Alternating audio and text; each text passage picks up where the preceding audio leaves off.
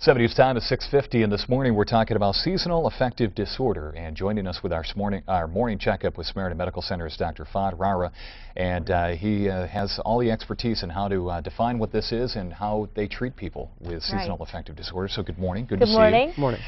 When I read it, seasonal affective disorder, I'm thinking to myself that it's maybe someone that has depression brought on by the gloomy winter or not enough sunshine. Is that what we're talking about? Well, it is a form of depression and does occur usually in the winter months, fall to winter, so around Thanksgiving, around Christmas time. It has to do with colder climates because of lack of sunshine during those months. It's actually fairly common, more than you'd think. 6% of the population may be suffering from it. More common in women than in men. And how do you know if that's exactly what is going on or if they're just having a bad day? Like, how do you know? Well, one of the things with any illness, any psych illness, is the symptoms are over a longer period of time, number one. Just because you have one or two symptoms does not necessarily mean that you do have the condition. So there's several symptoms. There's fatigue. Now that's ongoing fatigue throughout the day, day in, day out.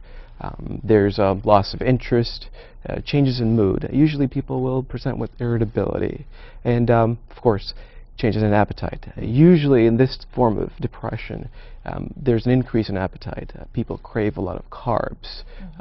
And I know it's hard to kind of, because with Thanksgiving and so forth, people will generally gain a little bit of weight, but it's a little different. You're eating like it's Thanksgiving, even when it's not Thanksgiving.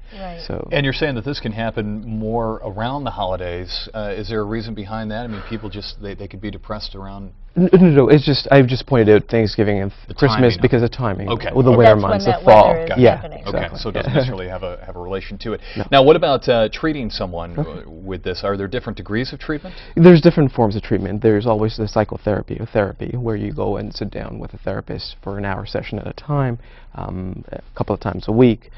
Then there's medications that people use. Usually we use antidepressants for this sort of illness. There's one treatment, that's light therapy, that's more specific to this form of disorder. These are lights, they're actually lamps with specialized bulbs in them that emulate sunlight to some degree. People turn them on first thing in the morning. You have them on anywhere from 1 to 3 hours. Now, you don't have to sit in front of them. That's something people always wonder.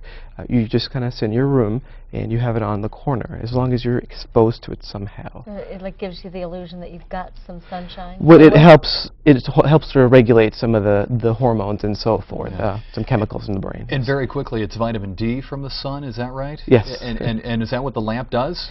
Well, it would help with some of that, but it actually does a little bit more. It's a little specialized, but... Gotcha. Yeah, all right. So, interesting. Interesting stuff. So thank you, Doctor, for coming in. Fahd Rawra being with us here with our morning checkup. Good to see you. Appreciate your time. Thank you very much. Thank you. We're back here in a couple of moments.